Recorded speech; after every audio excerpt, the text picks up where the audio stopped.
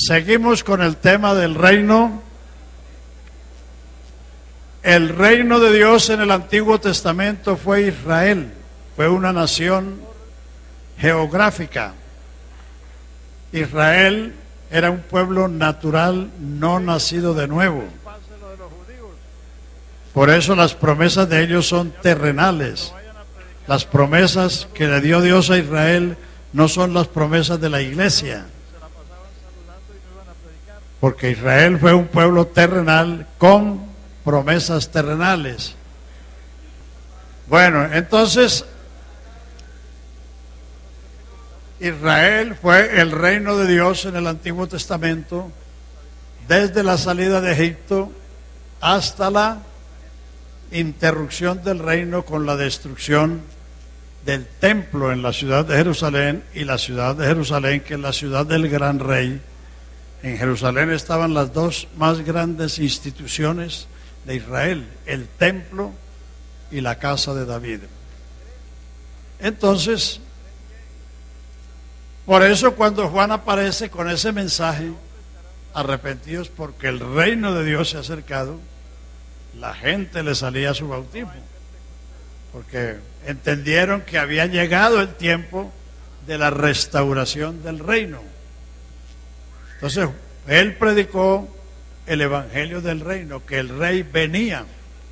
Jesús predicó que el rey llegó, que él es el rey. Y por eso se sucedieron todas esas cosas que estaban prometidas en Isaías 35.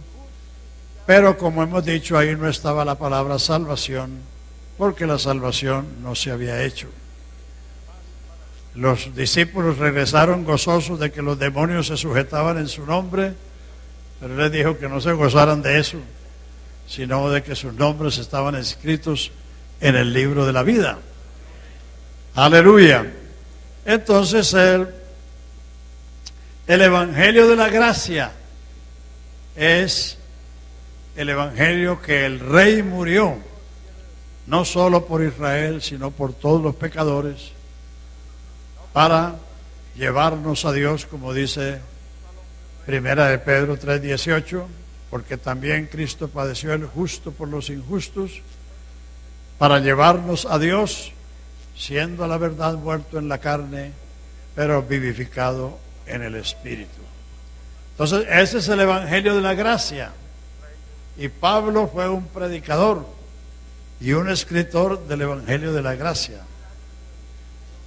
¿Y cuántos de ustedes estuvieron en la asamblea? Creo que sí, los que estuvieron en la asamblea se dieron cuenta la diferencia entre la ley y el evangelio.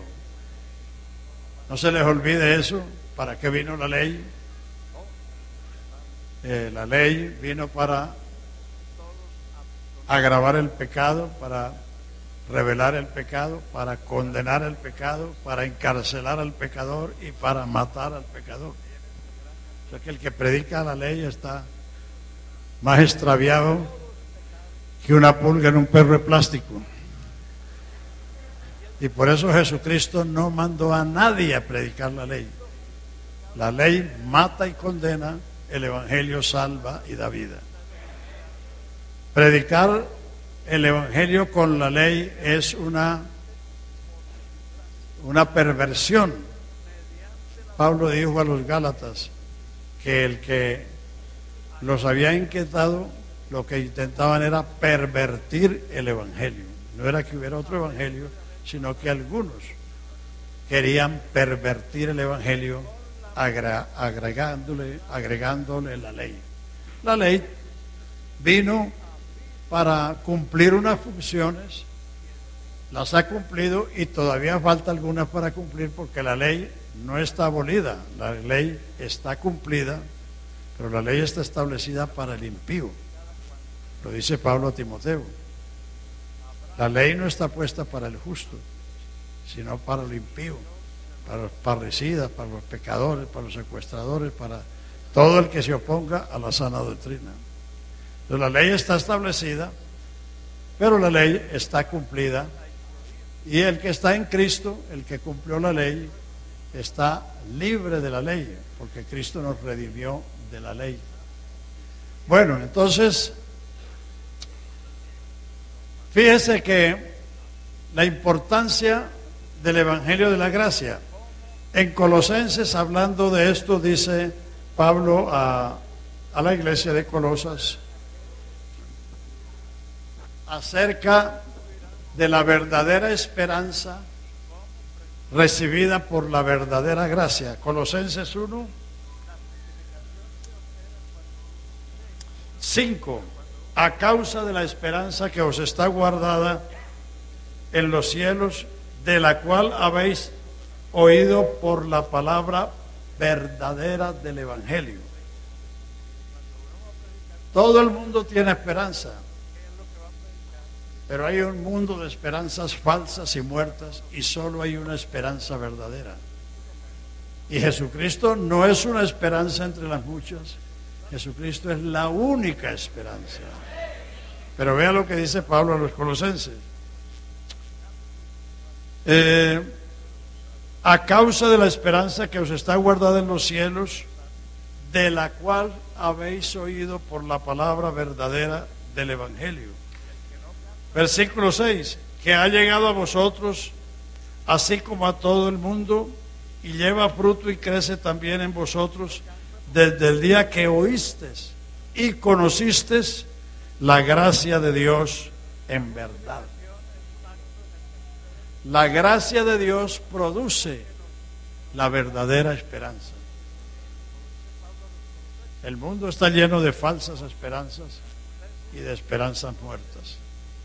Jesucristo es la única esperanza, porque Él es el único que ha vencido la muerte, y solamente por su gracia podemos adquirir la esperanza verdadera del Evangelio. También Pedro habla de esto en los últimos versículos de su primera carta. Primera de Pedro,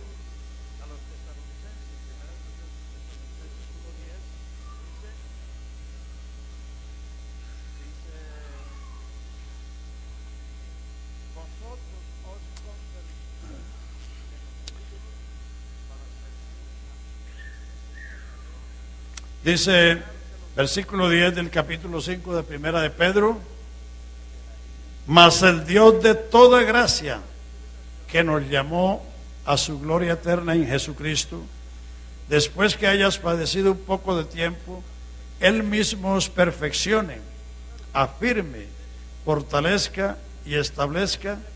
A Él sea gloria e imperio por los siglos de los siglos. Amén. Por conducto de Silvano, a quien tengo por hermano fiel, os he escrito brevemente, amonestándoos y testificándoos que esta es la verdadera gracia de Dios en la cual estáis. Porque desde los comienzos del cristianismo, la doctrina de la gracia ha sido distorsionada de muchas maneras. Hay quienes creen que ser salvo por gracia es que puede vivir de cualquier manera, y de todas maneras es ser salvo. Los que han salido de las iglesias apostólicas en Estados Unidos y de la internacional y se han ido al otro lado, ya las mujeres usando aretes, cortándose el pelo, usando pantalones, pintándose, todo eso. Entonces dicen, no, es que estábamos en la ley y ahora estamos en la gracia.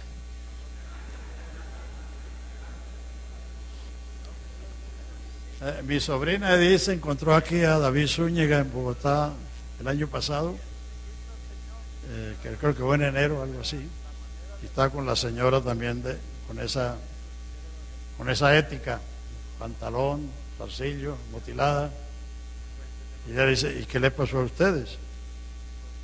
Dice, no, es que estábamos esclavizados allá en esa iglesia, ahora estamos libres.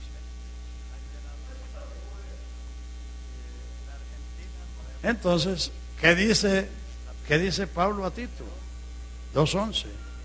Porque la gracia de Dios que trae salvación a todos los hombres se manifestó enseñándonos. La gracia tiene una enseñanza. Que vivamos en este siglo sobria, o sea, moderados, justamente, piadosamente, o sea, santamente. ¿Haciendo qué?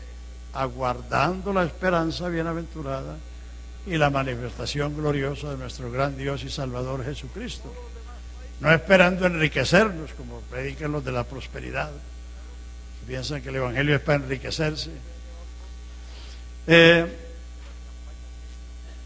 La manifestación de nuestro gran Dios y Salvador Jesucristo, quien se dio a sí mismo para redimirnos de toda iniquidad y preparar para sí un pueblo propio, celoso de buenas obras. Hay 3 pasajes por lo menos, hay más, pero le voy a citar 3 pasajes para que vean el propósito de Dios en este tiempo. Hechos 15, 13, 14 y 15, el concilio que se realizó en Jerusalén en los años 49 o 50 del primer siglo, a causa de una incursión del judaísmo en la iglesia, que fueron los hermanos de Jerusalén a Antioquía a decirles: si no se circuncidan y guardan la ley, no pueden ser salvos. Entonces, después de una discusión no pequeña, dispusieron que Pablo y Bernabé subieran a Jerusalén con otros hermanos principales para tratar este asunto con los apóstoles. Entonces se reunieron los apóstoles y los ancianos para tratar este asunto, y después de mucha discusión se levantó Pedro y les dijo: vosotros sabéis, hermanos, que Dios escogió que los gentiles oyesen la palabra del Evangelio por mi boca y creyesen.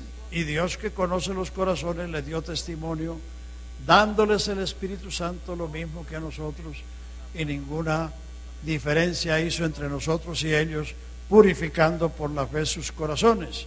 Ahora pues, ¿por qué tentáis a Dios, poniendo sobre la cerviz de los discípulos un yugo que ni nuestros padres ni nosotros hemos podido llevar? Así dijo Pedro. Después habló Pablo y contó cuán grandes cosas había hecho Dios entre los gentiles, y finalmente habló Jacobo. Y él dice, versículo 13: varones hermanos, oídme. Simón ha contado cómo Dios visitó por primera vez a los gentiles para tomar de ellos un pueblo para su nombre. La predicación del Evangelio es la visita de Dios al individuo, a la familia, a la ciudad, a la nación, al continente, al mundo. Dios visita a las gentes a través de la predicación, porque usted no va solo. Cuando Él nos mandó a predicar, dijo: he aquí, yo estoy con vosotros. Y Hebreos 2 dice: testificando Dios con ellos, con maravillas y prodigios y repartimientos del Espíritu Santo. Esa es la evidencia de que Dios está visitando a la gente con nosotros. Entonces ahí está el propósito de Dios para con el mundo gentil. Por ahí me pasaron un papelito que cuando se corta la gracia. No, la gracia no se corta. La gracia es un atributo de Dios. La misericordia es un atributo de Dios. Eso no va a cambiar. Lo que termina es el tiempo. Dios trata un tiempo con la gente.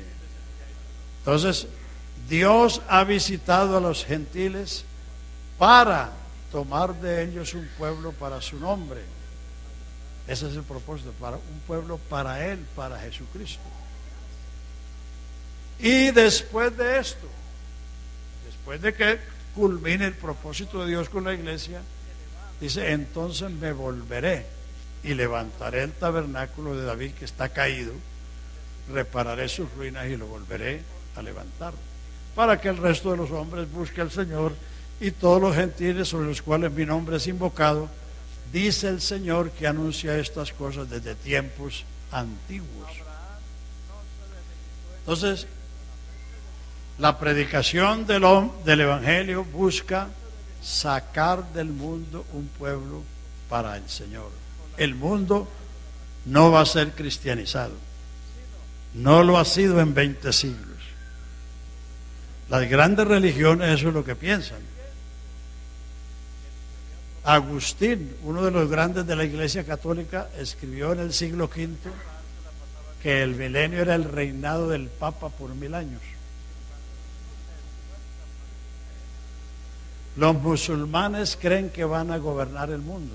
Por eso esas torres altísimas, esos minaretes, son el símbolo de que ellos van a dominar el mundo. Los mormones creen que Dios fue hombre y se hizo Dios, y que ellos van a ser dioses y van a dominar el mundo. Esos son los propósitos de las religiones, los ideales de las religiones. Pero el propósito de Dios tiene que estar bien claro en nosotros. Dios ha visitado las gentes para tomar de ellas un pueblo para su nombre. Aleluya. No le reste a eso nada.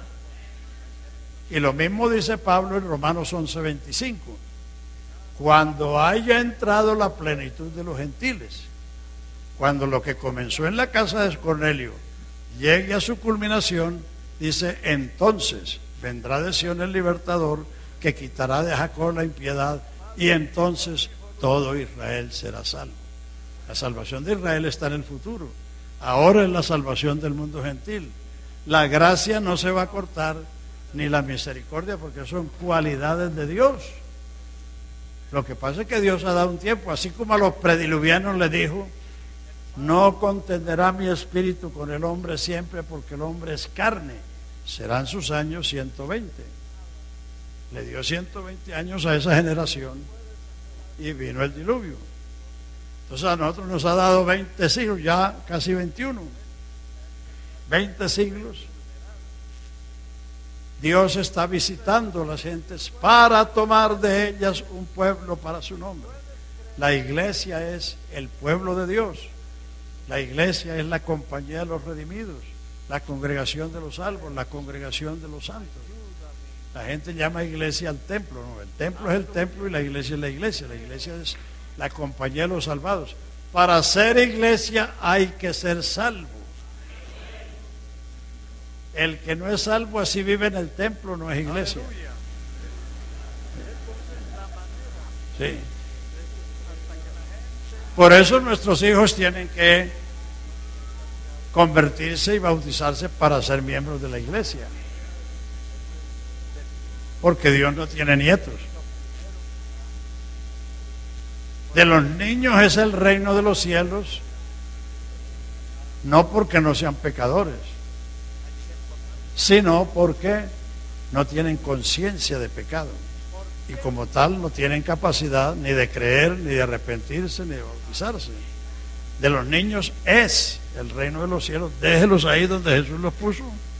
No los trasté para otra parte. Cuando se deja de ser niño, entonces ya ser responsable. El pecado está en el que sabe hacer lo bueno y no lo hace. Cuando deja de ser niño. Allá, yo estuve en Valledupar ahora poco, en un campamento, y ahí me soplaron que había un predicador enseñando que los hijos de los hermanos no tenían que bautizarse porque Cristo había quitado el pecado de Adán en el Calvario. Sí, ese hermano estaba ignorando la doctrina del pecado. Y era un pastor. Entonces, bueno, afortunadamente el hombre es buen cristiano, porque después de que yo dije lo que dijo, él me invitó a ir en el carro y entonces me explicó que era que él había oído decir eso y que él pensó que si el Cristo quitó el pecado de Adán, entonces ya los hijos nuestros no nacían pecadores. Pero no. Entonces, el propósito de Dios es ese. Otro pasaje. Segunda de Tesalonicenses 4:13. Pero nosotros debemos dar siempre gracias a Dios por vosotros, amados hermanos en el Señor, de que Dios os haya escogido para salvación desde el principio, mediante la santificación del Espíritu y la fe en la verdad, a lo cual os llamó por nuestro Evangelio para alcanzar la gloria de nuestro Señor Jesucristo. O sea que el Evangelio no es para tener aquí en este mundo todo lo que queremos tener. Nosotros somos peregrinos. El peregrino no tiene ciudad permanente. El peregrino tiene la mira. Y figúrese, y si eso lo hicieron desde Abel, Por la fe Abel, Enoc, Noé, Abraham, Sara. Todos estos conforme a la fe murieron sin haber recibido lo prometido, sino mirándolo de lejos, creyéndolo, saludándolo, confesando que eran peregrinos sobre la tierra, que anhelaban una patria cuyo arquitecto y constructor es Dios, que si hubieran estado pensando en la de donde salieron, tenían tiempo para volverse, pero buscaban la mejor, la celestial, por lo cual Dios no se avergüenza de llamarse Dios de ellos, porque les había preparado una ciudad. O sea, desde allá, ella a través de las promesas estaban mirando más allá de nosotros. Por eso, como dice el hermano Álvaro, si aquellos se chuparon los dedos viendo lo que nosotros íbamos a tener, porque eso lo dijo Jesús a los discípulos: bienaventurados vosotros porque veis y oís, porque muchos profetas y justos desearon ver estos días y no los vieron. Todas esas generaciones que precedieron la venida de Cristo anhelaban que en su generación, en su tiempo, apareciera el Cristo. Pero no lo vieron, pero lo miraron de lejos y lo saludaron y se confesaron como peregrinos sobre la tierra y que estaban en busca de esa patria cuyo arquitecto y constructor es Dios. Nosotros no podemos ser inferiores a eso, porque si ellos que estaban mirando desde tan lejos se gozaron, ¿cómo no debemos nosotros tener una esperanza gozosa y bendita? Y lo que cité ahora de Tito 2:11, dice que Él vino, la gracia se manifestó para salvarnos, enseñarnos y prepararnos como un pueblo propio de Jesucristo. Por eso la iglesia no se puede comparar con esas otras cosas que aparecen. Hay gente que se dejan deslumbrar porque una persona que vinieron ayer tienen 5,000 o tienen 3,000, predicando cualquier cosa. A Jesús le seguía gran multitud porque veían las señales que hacían los enfermos. Y cuando les multiplicó el pan, sí que se pusieron contentos. Verdaderamente este era el profeta que había de venir al mundo y lo iban a hacer rey, pero él se les escapó. Él no quiere ser rey de la gente que no piensa sino en el estómago.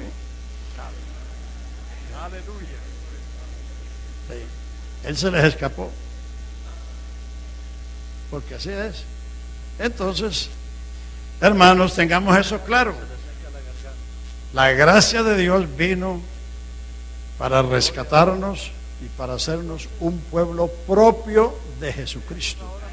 Solo Jesucristo tiene iglesia, porque Él la amó y la compró con su sangre, la santifica, la purifica en el lavacro del agua por la palabra, y Él mismo viene a presentarse a Él. Él no necesita suegro.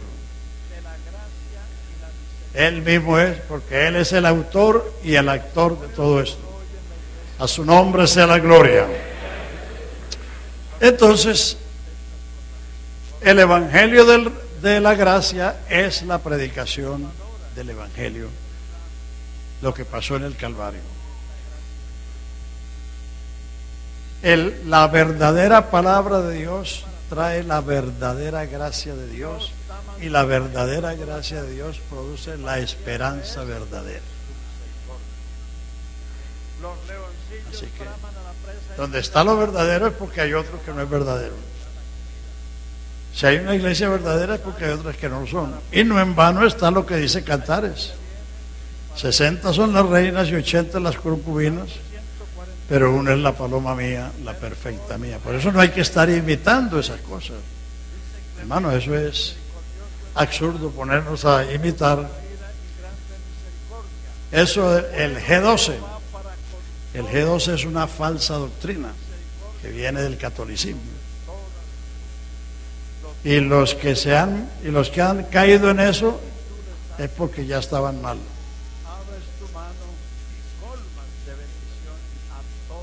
Ustedes recuerdan al hermano Orlando Rivera, ¿no? Él estaba en eso aquí, ¿verdad? ¿Y dónde está ahora? Allá en España, los que dejaron la doctrina de la unicidad, Pérez, ¿cómo es que se llama? El que sucedió al hermano Álvaro allá, Andrés Pérez. Ellos dejaron la doctrina de la unicidad y dejaron la ética. En los grupos de ellos la gente sale del culto y prende el cigarrillo ahí en la puerta.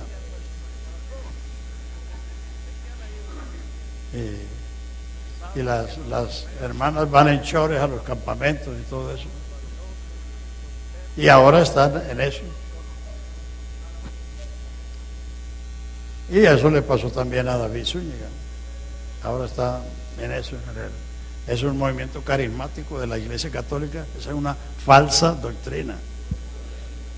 Una falsa doctrina que con sus programas que hacen preencuentro, encuentro y posencuentro, están buscando sacarle a la gente su pasado, como si lo que hubiera hecho Cristo no valiera. Cristo nos redimió, nos rescató, nos liberó del pecado, de la muerte, de la ley, de la maldición de la ley. Buscarle añadiduras a eso es no creer, no entender la obra del Calvario. El catolicismo, lo peor del catolicismo no es lo que hacen los curas, sino lo que creen, porque lo que hacen lo hacen por lo que creen. La misa, que es lo más sagrado del catolicismo, que por eso lo llaman el santo sacrificio de la misa. Quizás algunos de ustedes no fueron católicos, pero yo fui católico hasta los 22 años. Eso es una blasfemia, eso es un insulto a Jesucristo, porque misa, según el catecismo católico, es la repetición del sacrificio de Cristo en forma incruenta, o sea, sin sangre. O sea que cuando el cura eleva la hostia, está elevando el cuerpo de Cristo, y cuando el cura coge el cáliz con el vino, se convierte en sangre. Esa es la doctrina de la transubstanciación, que una sustancia se transforma en otra. Esa es una de las grandes mentiras de Roma. Y la misa, que es lo más sagrado para ellos, es un insulto a Jesucristo, porque eso es decir que lo que Él hizo no es completo. Lo mismo la confesión, el cura se siente en el lugar de Dios. Lo mismo el purgatorio. Jesucristo hizo la purgación de nuestros pecados y se sentó a la diestra de la majestad de las alturas, porque no hay más nada que hacer. Lo que hay es que creer, recibir lo que Él hizo. Aleluya. Pero para que la gente lo reciba hay que proclamarlo, porque la gente no lo sabe. La gente come gato por liebre. Antes de Juan 23 engañaban a los católicos sin la Biblia. Después de Juan 23 los engañan con la Biblia. Porque Juan 23 fue el que dijo Biblia y no camándulas. Entonces ya mandó a leer la Biblia, pero ahora el cura lee un pasaje en la misa. Y todo el pueblo dice palabra de Dios, pero el cura les predica por el concilio de Trento, de Letrán, de Constantinopla, les predica la encíclica de Pío X, Pío XII, Pablo VI, Juan 23, etcétera. Y como él no conoce la Biblia, come gato por liebre. Pero hermano, nosotros no somos eso, nosotros no estamos en eso. El Señor nos ha dado luz y en su luz veremos la luz. Entonces, esos son movimientos del romanismo para evitar el éxodo de católicos a la iglesia cristiana.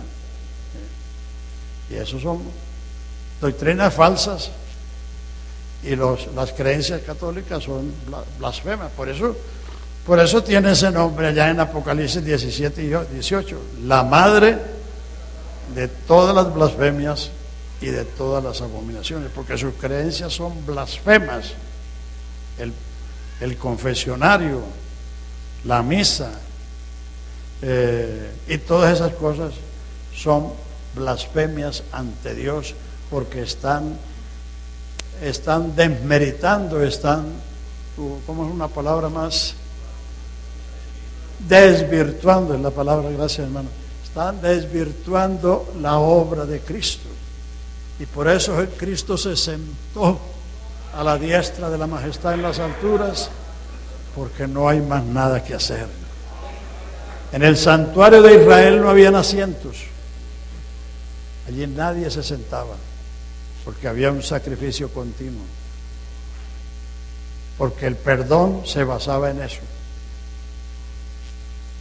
Salmo 32, bienaventurado aquel cuyas transgresiones son perdonadas y cubiertos sus pecados. El perdón se basaba en esos sacrificios que cubrían el pecado de los israelitas. Pero Jesucristo quitó el pecado de una vez para siempre. Y por eso se sentó, porque no hay más nada que hacer. Y segundo, porque sentarse es autoridad, y antes de irse a sentar dijo, toda potestad, toda autoridad, todo dominio, todo poder en los cielos y en la tierra está en mis manos. Eso es autoridad. Cuando Salomón fue ungido, dice, se sentó Salomón en el trono de Jehová en Israel, y todo Israel le obedeció. Porque estaba sentado en el trono de Jehová en Israel. El rey ante Dios era un príncipe, porque el rey era él. Y sigue siendo el rey. Aleluya. No dejará de ser el rey. Bendito su nombre. Entonces, tengamos claro eso de la gracia. Usted es un predicador del Evangelio de la gracia. ¿Por qué? Porque usted va con Jesucristo. Jesucristo va con nosotros y vamos a llevar el mensaje de lo que Él hizo por nosotros. El Evangelio del reino de los cielos es el reino universal de Jesucristo en el milenio. Ese es el reino del cielo, el dominio del cielo sobre toda la creación. Entonces el Evangelio del reino es lo que predicó Juan y lo que predicó Jesús. El Evangelio de la gracia parte de la resurrección de Cristo. Romanos 3:21. Ahora después de la ley, ahora sin la ley o ahora aparte de la ley, se ha manifestado la justicia de Dios, testificada por la ley y por los profetas, la justicia de Dios por la fe en Jesucristo para todos los que creen en Él, porque no hay diferencia. O sea, la ley y los profetas, el santuario, el sacerdocio, los sacrificios, todo eso testificaron de una justicia venidera. La justicia que habló en los salmos, en el Salmo 98, 2 y 3, que Dios ha desnudado el brazo de su justicia en presencia de todos los pueblos, y todas las naciones verán la salvación de Dios. Entonces, todo aquello era preliminar y preparatorio, era figura, era sombra, pero nosotros estamos en la realidad, en el cumplimiento, en la perfección. Aleluya. Por eso tenemos que ubicarnos y predicar lo que debemos predicar en nuestro tiempo. No estar llevando la iglesia para el Antiguo Testamento o trayendo el Antiguo Testamento para la iglesia. No. Allá hay 5 dispensaciones, pero esta es la dispensación de la gracia, del Espíritu y de la iglesia. En los postreros días, dice Dios, derramaré mi Espíritu. Esto es una cosa exclusiva del Nuevo Testamento.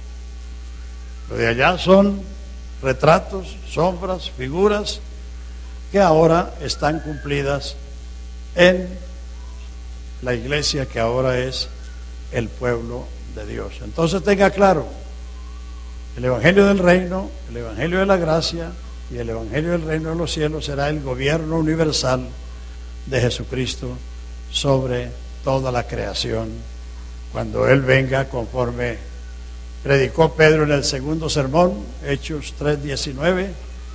Es menester que el cielo tenga a Jesucristo hasta los tiempos de la restauración de todas las cosas que Dios habló por boca de sus santos profetas. Entonces, cuando Jesucristo venga en su segunda venida, va a destruir el reino del anticristo y a establecer el milenio, que es la tercera etapa del reino de Dios, cuando la creación será redimida, como dice en Romanos 8, que la creación gime y está de parto, anhelando la manifestación gloriosa de los hijos de Dios. La creación va a ser redimida porque también fue afectada por el pecado, así como hay cementerios humanos, en la selva hay cadáveres de animales, troncos podridos, aguas putrefactas, porque el pecado produjo la muerte en toda la creación, y por eso Santiago nos dice que nosotros somos primicias de la creación, nosotros somos los primeros. Pero cuando Jesucristo venga, la creación va a ser redimida a la libertad gloriosa de los hijos de Dios. Aleluya, aleluya. Y entonces viene el reino de los cielos, o sea, el cielo reinando sobre toda la creación. Bendito sea el nombre de Jesús. Bueno, entonces, volviendo al capítulo 5, ¿hasta qué hora tenemos? Hasta las 11:30. Que las 11 pasaron hace rato, ¿no? Bueno, entonces, aquí en Romanos 5 hay otras cosas que se desprenden de ahí muy importantes, que eso fue lo que les enseñé allá en la asamblea. En el capítulo 5, verso 12, dice: por tanto, como el pecado entró en el mundo por un hombre, y por el pecado la muerte, y la muerte pasó a todos los hombres, no obstante, reinó la muerte desde Adán hasta Moisés, aún en los que no pecaron a la manera de la transgresión de Adán. Dice, porque donde no hay ley, no se inculpa. Ninguna ley es retroactiva. Toda ley comienza a partir de la promulgación. Históricamente se dice que la historia está dividida en dos partes, antes de Cristo y después de Cristo. Pero la Biblia la divide en tres partes. Antes de la ley había pecado en el mundo. ¿Cuántos años? 2500 años hay de Adán al Sinaí. La ley fue proclamada en el Sinaí. En ese tiempo había pecado, pero no había ley ni que revelara ni que condenara al pecador. O sea que los descendientes de Adán hasta Moisés eran pecadores por naturaleza, pero no eran transgresores, porque no había una ley que mandara o prohibiera. Pero a pesar de eso, que no había una ley que condenara el pecado, la gente se murió. ¿Por qué? Porque la muerte es la paga del pecado. La muerte es la prueba contundente de que el ser humano es pecador. Por eso en el cementerio no solamente hay tumbas de viejos, sino de jóvenes y de niños, de bebecitos que no cometieron un pecado. ¿Pero por qué se murieron? Porque nacieron con el germen de la muerte, nacieron con el pecado. Entonces, de Adán al Sinaí, 2500 años, eso se llama antes de la ley, así lo dice Romanos 5:13.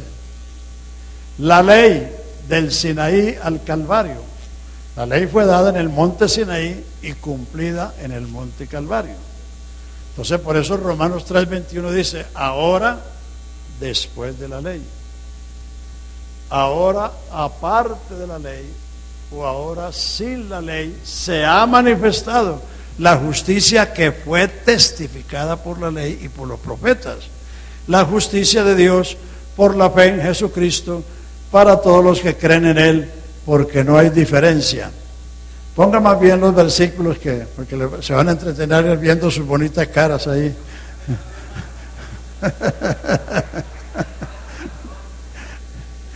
Entonces del Sinaí para acá, el hombre es triple pecador. Pecador por naturaleza, pecador por acción, porque hace lo prohibido, y pecador por omisión, porque no hace lo mandado. Por eso, de ahí para acá, el hombre es transgresor.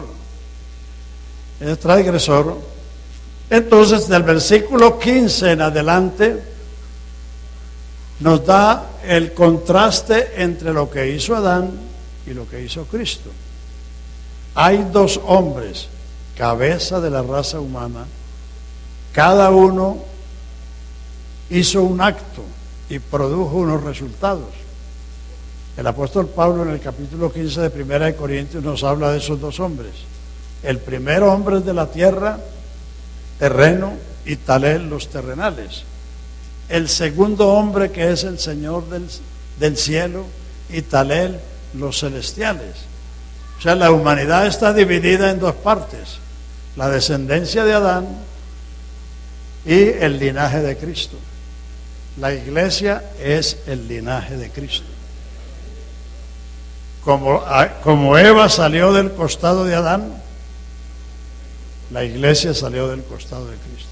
Por eso la iglesia es hermosa y fuerte, porque la mujer es hermosa y fuerte porque fue hecha de un material fino, la costilla de Adán.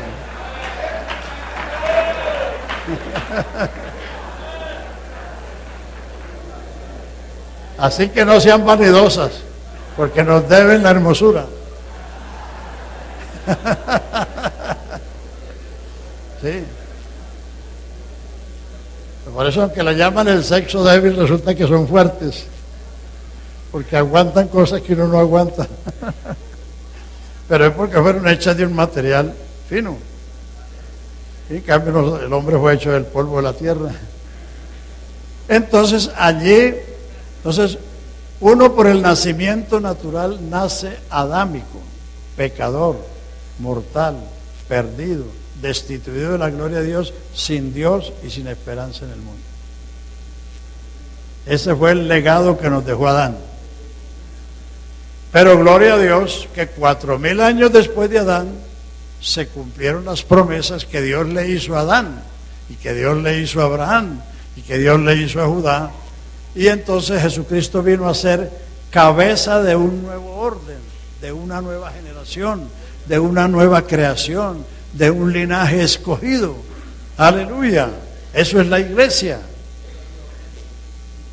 Y nosotros hemos sido llamados para perfeccionar esa iglesia, para la obra del ministerio, para la edificación de esa iglesia, para cuidar esa iglesia. Entonces tenemos una comisión gloriosa, importante. Entonces, partiendo del versículo 15, miremos ese contraste que hay ahí. Romanos 5:15, a ver si lo ponen ahí en el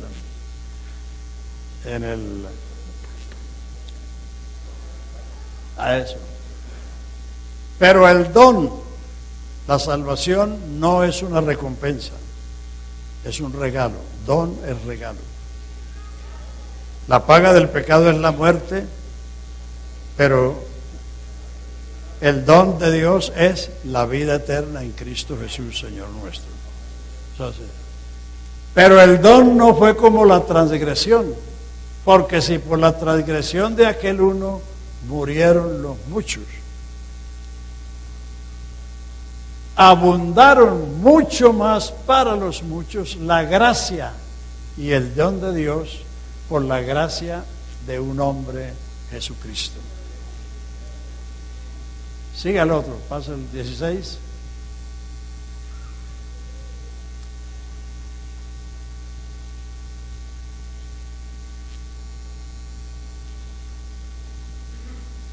Pero el don no fue, no, sí, ya. Y con el don no sucede como con el caso de aquel uno que pecó, porque ciertamente el juicio vino a causa de un solo pecado para condenación. Pero el don vino a causa de muchas transgresiones para justificación. Figúrese usted todas las transgresiones desde el Sinaí para acá. Desde el Sinaí para acá, 1500, 3500 años y todavía lo que falta. O sea que el don vino a causa de un solo pecado, de una sola transgresión. El juicio, la condenación vino a causa de un solo pecado, pero la justificación vino a causa de muchas transgresiones para justificación de vida. El 17 dice: si por la transgresión de uno solo reinó la muerte, el mundo se llenó de cementerios, de cárceles, de manicomios, de hospitales, del centro de rehabilitación, porque todo eso existe a causa del pecado. Si por la transgresión de uno solo reinó la muerte, mucho más, ¿cuánto más reinarán en vida por uno solo, Jesucristo? Pero ¿quiénes? Los que reciben la abundancia de la gracia y el don de la justicia. Sin esto no hay otra, no hay nada. Lo de Adán se hereda. Nadie puede eludir su condición adámica. Todos nacimos pecadores. Todos nacimos en la selva humana. Todos nacimos, íbamos en el camino ancho a la perdición. Cuando Adán cayó, caímos todos porque todos estábamos en los lomos de Adán. Cuando él fue destituido, fuimos destituidos todos, porque él no engendró un hijo en el paraíso. Los engendró afuera, y el primero que le nació fue el primer criminal, como prueba contundente de la herencia del pecado. Entonces, por el nacimiento natural recibimos todo. Por eso no importa cuán formal, cuán bueno parezca una persona, sin Cristo está perdido. Así sea el Cornelio de Cesarea. Cornelio era un varón temeroso de Dios con toda su casa, que hacía muchas limosnas y oraba a Dios siempre, pero no era salvo. Por eso el ángel le dijo: tus oraciones y tus limosnas han venido en memoria, en la presencia de Dios. Envía pues a Jope, ciudad marítima, y hallarás un hombre que tiene por sobrenombre Pedro. Él te hablará palabras por las cuales serás salvo tú y tu casa. Sin ese don no hay salvación. Mucho más reinarán en vida los que reciben la abundancia de la gracia. Hermano, hágase un predicador de la gracia de Dios.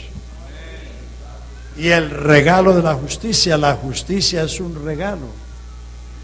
La justicia nuestra es como trapos de inmundicia. Un ejemplo clásico de eso es el caso de Isaías, profeta. Isaías era un hombre de linaje real, criado en las mejores costumbres de su pueblo. Era un devoto porque estaba en el templo. Pero en el año que murió el rey Usías, que fue un profano, vi yo al Señor alto y sublime, sentado sobre un trono, y sus faldas llenaban el templo, y los serafines no cesaban de decir: santo, santo, santo, Jehová de los ejércitos, toda la tierra está llena de su gloria. Y a Isaías no le salió un aleluya ni un gloria a Dios, le salió fue un ay de angustia. Ay de mí. que soy muerto, porque siendo hombre de labios inmundos y habitando en un pueblo que tiene labios inmundos, han visto mis ojos al Rey Jehová de los ejércitos. Y era el pueblo de Israel, el pueblo escogido. O sea que él no era ni idólatra, ni era borracho, ni era ladrón, ni era fornicario, ni era nada de esas cosas. Pero cuando se vio ante la majestad de Dios, se vio como un cadáver.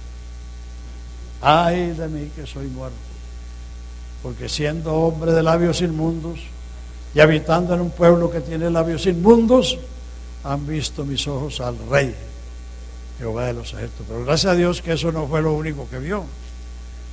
Él vio que un querubín, un serafín, se desprendió del altar con un carbón encendido y tocó sus labios y le dijo: limpio eres de tu iniquidad. Entonces él oyó la voz del Señor que dijo: ¿quién irá por nosotros? Y él respondió: heme aquí. Entonces él escribió su experiencia. 63:6 dice: todos nosotros somos como suciedad y nuestras justicias como trapos de inmundicia. Es decir, lo mejorcito del hombre es un trapo de mestro, es como dice el original. Un trapo de vergüenza. Eso es la justicia humana. Pero él escribió también lo otro. Isaías 61. En gran manera me gozaré en Jehová, porque me vistió de vestidos de salvación, me rodeó de manto de justicia, como a un novio me atavió y como a una novia engalanada con sus joyas. Aleluya. Para verse así hay que verse primero lo que es un pecador delante de Dios. Usted no puede entender la grandeza del Evangelio si no entiende la gravedad del pecado y la severidad de la ley. Por eso les prediqué lo que les prediqué sobre la ley. Porque hasta que uno no entienda la severidad de la ley, no va a comprender la grandeza de este Evangelio, la grandeza del don de la gracia y del regalo de la justicia. Si por la transgresión de uno reinó la muerte, mucho más, cuánto más reinarán en vida por uno solo, Jesucristo, los que reciben la abundancia de la gracia y el regalo de la justicia. Eso hay que recibirlo. ¿Qué dice el siguiente versículo, el 19? No se me pierda, hermano, con los versículos.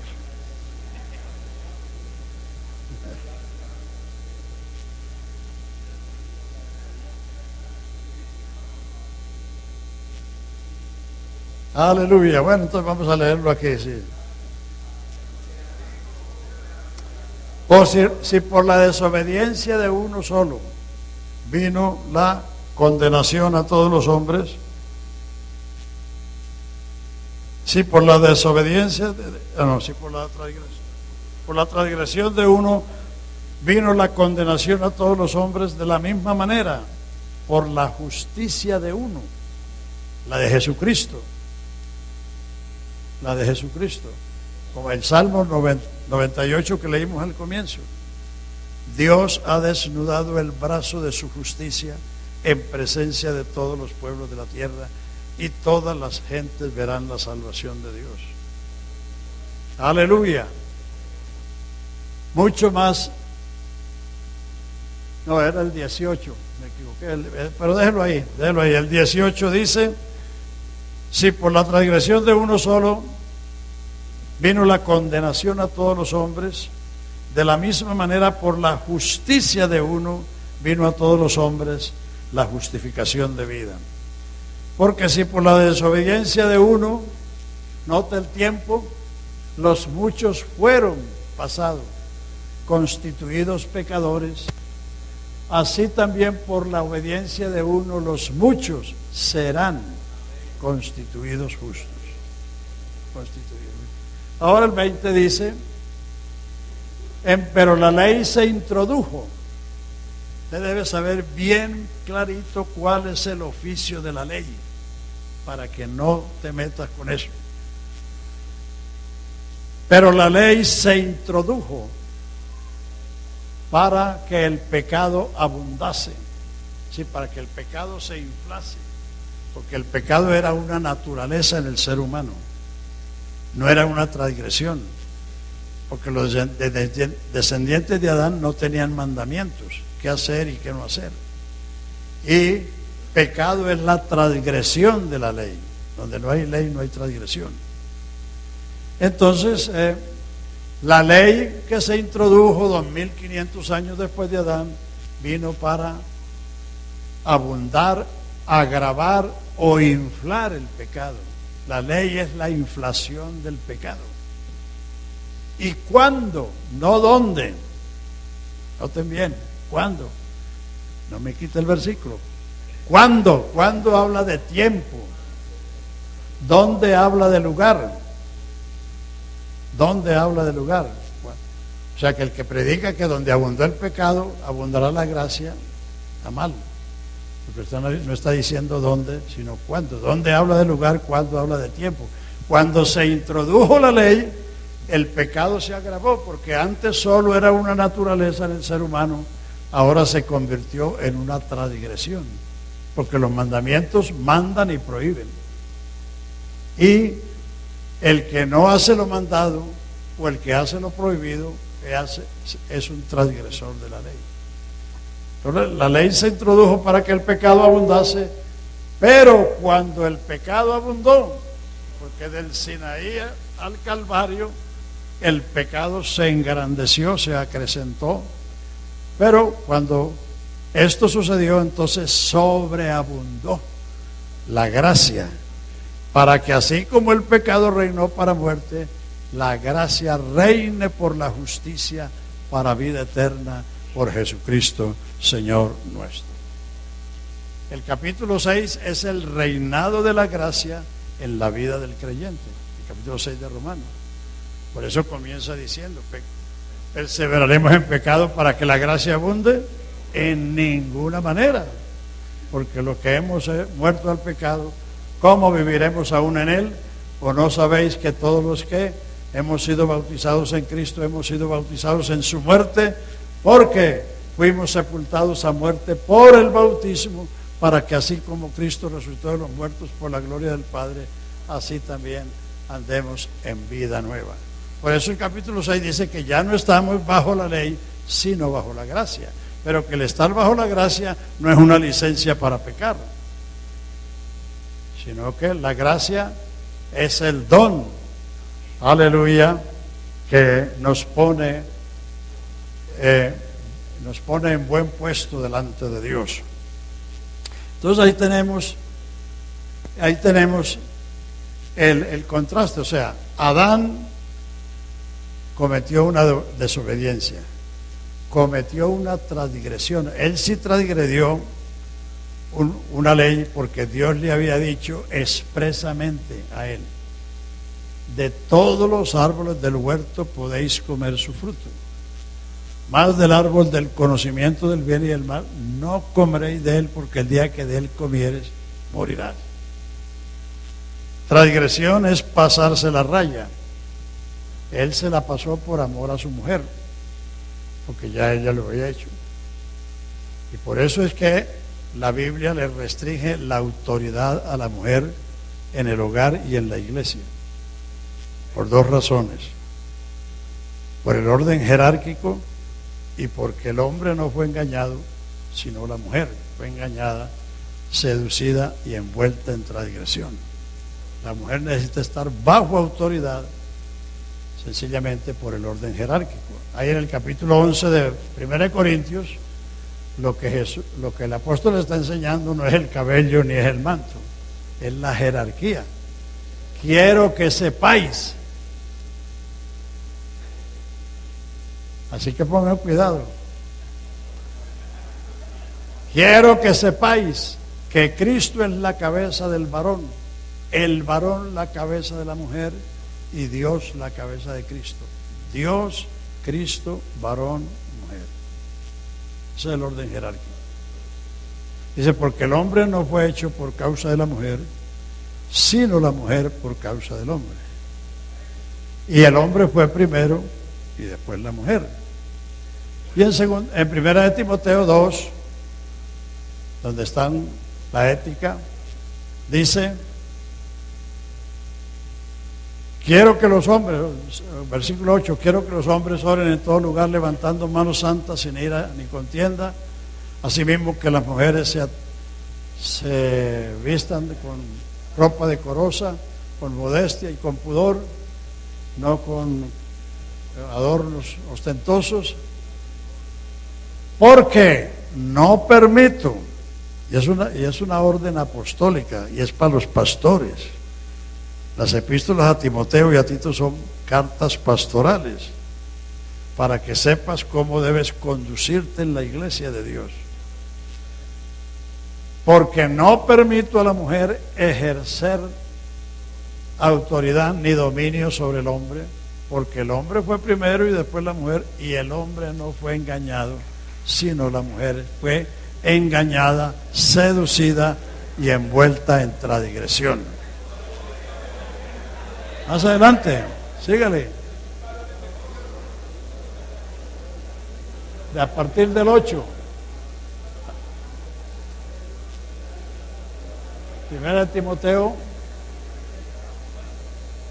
más adelante, porque no permite a la mujer enseñar ni ejercer dominio sobre el hombre, porque el hombre fue hombre.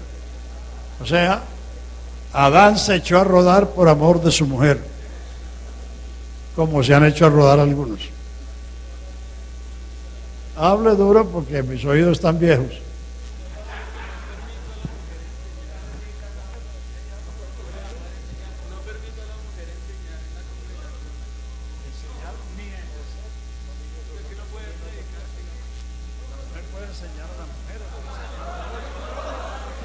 La mujer, se le dice que las ancianas enseñan a las mujeres jóvenes. Anciano no es que tenga la cabeza blanca como yo.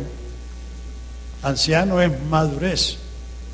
Una mujer que tiene madurez como cristiana, como esposa y como madre, tiene mucho a su haber que puede transmitir a las mujeres jóvenes que amen a sus esposos, que amen a sus hijos, que sean cuidadosas del hogar. Ya, espérame, déjeme redondearle un momento. Escuche completo, a que no le pase a los argentinos. Entonces,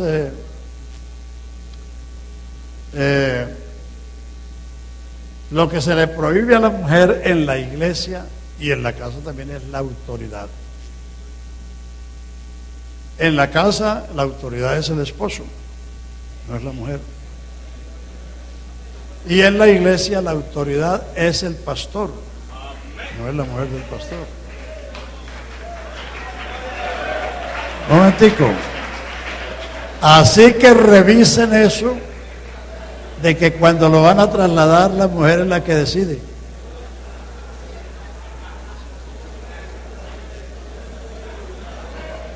Revisen eso, porque eso está mal.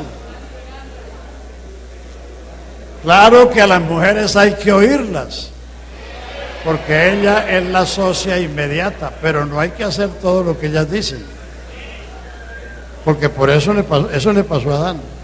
Y recuerde lo que le dijo el Señor a Adán: por cuanto esto hiciste obedeciendo a la voz de tu mujer. Y aquí hay historia. Aquí hubo unas ramonas que tumbaron a sus panchos. Porque para que hayan ramonas tienen que haber panchos. Manuel Cis. ¿Sí saben qué cosa es ramona, no? ¿No han visto las tiritas cómicas ahí del periódico? Sí, aquí hubo unas ramonas que tumbaron a sus panchos. Entonces, las cosas tienen su lugar. La mujer es una bendición. ¿Qué haríamos sin ellas? Pero Dios es el que les ha puesto un orden, porque la mujer es más corazón que cabeza. Por eso es más susceptible de ser engañada. Entonces lo que Dios dice es que la mujer fue engañada, seducida y envuelta en transgresión, mientras que Adán no lo fue. Adán no fue engañado. Él se echó a rodar por su mujer. Y el Señor se lo dijo: por cuanto esto hiciste, obedeciendo la voz de tu mujer, la tierra te producirá cardos y espinos, y con sudor le sacarás el pan a la tierra hasta que vuelvas a ella. Entonces todo tiene su lugar. Es decir, las esposas hay que oírla, porque la esposa es la socia inmediata, pero ya no es la pastora. Las esposas de los pastores no son pastoras. No. El pastor es el hombre. Y la prueba más diciente está en las 7 cartas de Apocalipsis 2 y 3. ¿A quién alaba y a quién censura el Señor? Al ángel de la iglesia. El ángel es el mensajero. Ángel quiere decir mensajero. Escribe al ángel de la iglesia que está en Éfeso, que está en Esmirna, que está en Tiatira, que está en los diferentes lugares. Yo conozco tu trabajo, tu arduo trabajo, tu paciencia, que has sufrido, que has soportado. Pero tengo contra ti, no contra la iglesia, contra el hombre de Dios. Por eso le llama el hombre de Dios, porque él está puesto ahí para enseñar, para vigilar, para dirigir, para cuidar de ese rebaño. Yo conozco tu arduo trabajo, tu paciencia, que has sufrido, que has soportado, que has probado a los que dicen ser apóstoles y los has hallado mentirosos, pero tengo contra ti que has dejado tu primer amor. Tengo contra ti que permites la doctrina de los nicolaítas. Tengo contra ti que permites la doctrina de Balaán. Tengo contra ti que permites la doctrina de Jezabel, esa mujer que se dice profetiza y que engaña a los hermanos a fornicar con los ídolos.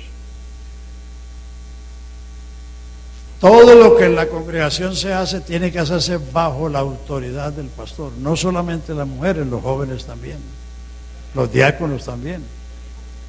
O sea, usted tiene que aceptar la responsabilidad que le ha tocado y no echársela a la mujer, porque eso no son responsabilidades que Dios le ha dado a ella.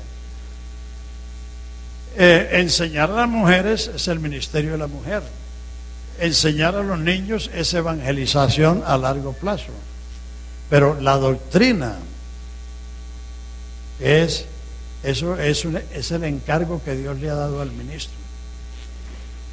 Las mujeres tienen un campo enorme en la iglesia.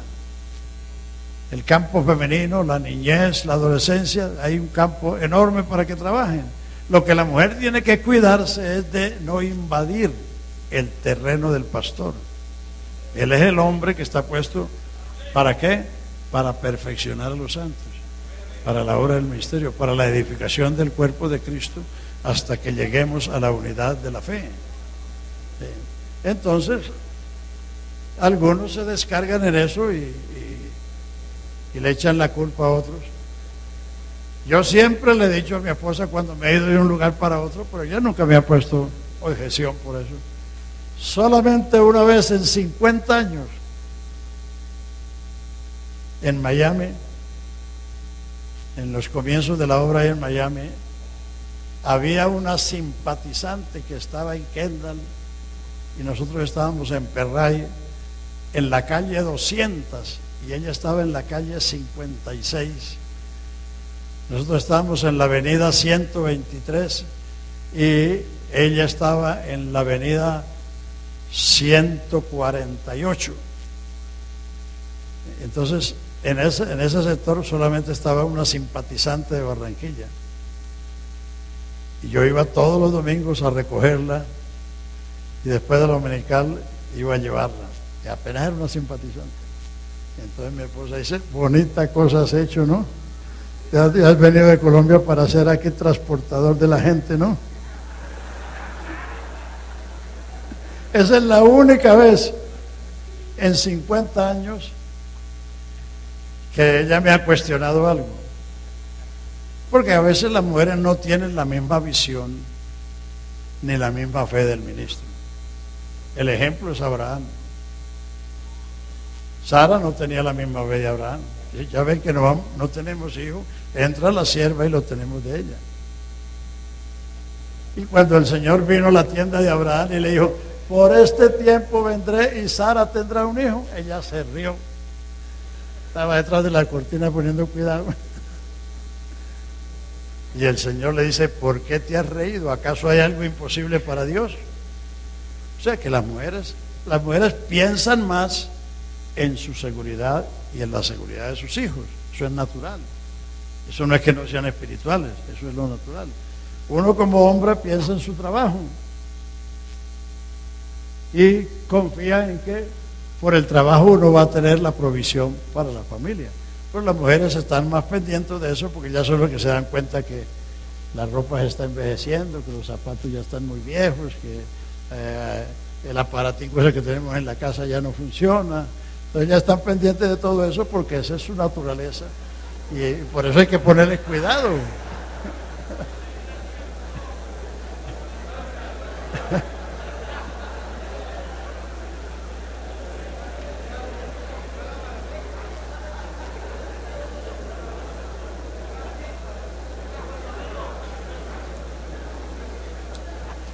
Y por eso a las mujeres hay que oírlas, hay que atenderlas. Hay que atenderlas, estar pendientes de ellas porque esas son prioridades de ellas. Su seguridad y la seguridad de sus hijos. Eso incluye la vivienda, incluye la comida, incluye el vestido, incluye la educación, muchas cosas que uno sí piensa en ellas, pero como uno está tan concentrado, tan metido en esto, a veces uno no se da cuenta que ya los niños necesitan zapatos o que necesitan nuevo vestido, pero ellas sí se dan cuenta. Entonces, por eso hay que oírlas, hay que atenderlas, pero acuérdese que 1 Timoteo 3:15, esto te escribo con la esperanza de ir pronto a verte, pero si no fuere tan pronto, para que sepas cómo debes conducirte en la casa de Dios, que es la iglesia del Dios vivo, columna y apoyo de la verdad. Entonces, no piensen que solamente ustedes las mujeres, los jóvenes sujetados a los ancianos. Es decir, el hombre tiene que asumir esa responsabilidad. Claro, no todo lo que en la iglesia se hace sale de la mente del pastor, como no todo lo que hace el presidente de la nación sale de su mente. Para eso tienen los ministros, para eso tienen los asesores, para eso tienen los consejeros, para eso tiene equipos en todos los órdenes, para que ellos vean cuáles son las necesidades que hay y qué es lo conveniente. Pero el presidente tiene que asumir las responsabilidades. Si salió bien, gloria a Dios, y salió mal, pues en nuestro caso, pues también gloria a Dios, pero hay que llevar la responsabilidad y no echársela a los demás, porque eso no es correcto. Así que, hermanos, entonces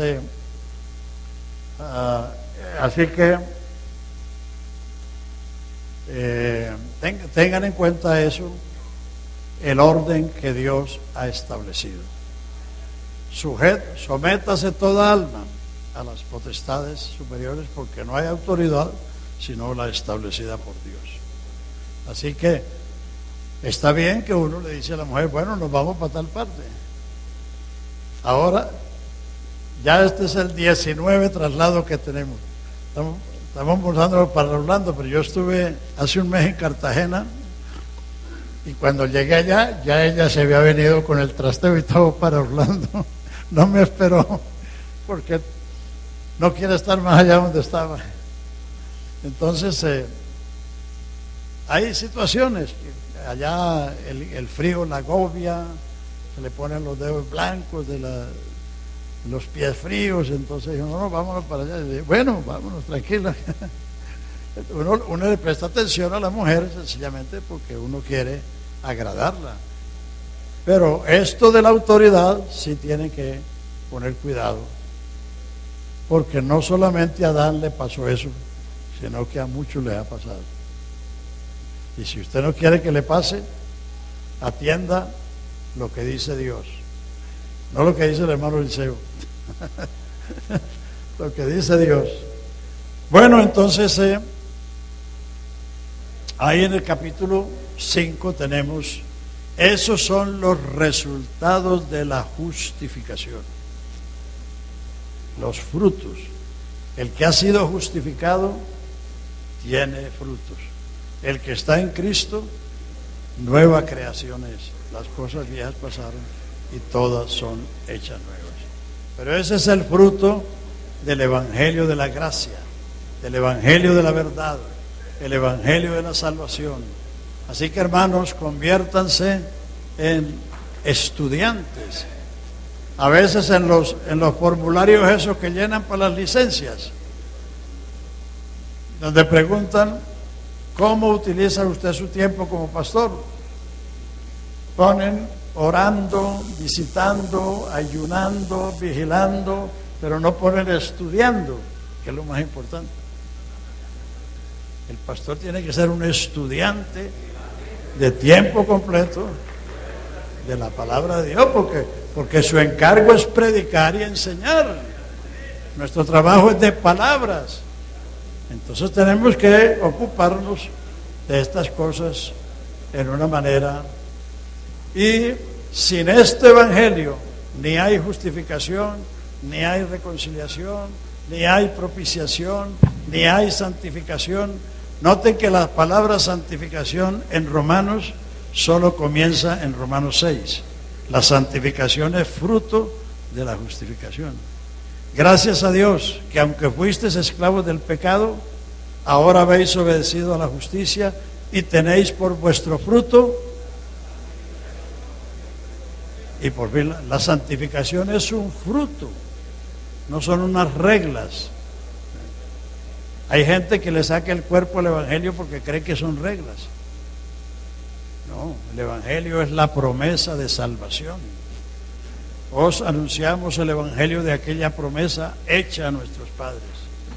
Y si acaso se le olvidó, la primera promesa está en Génesis 3:15, la segunda está en Génesis 12:3 y la tercera está en Génesis 49:10.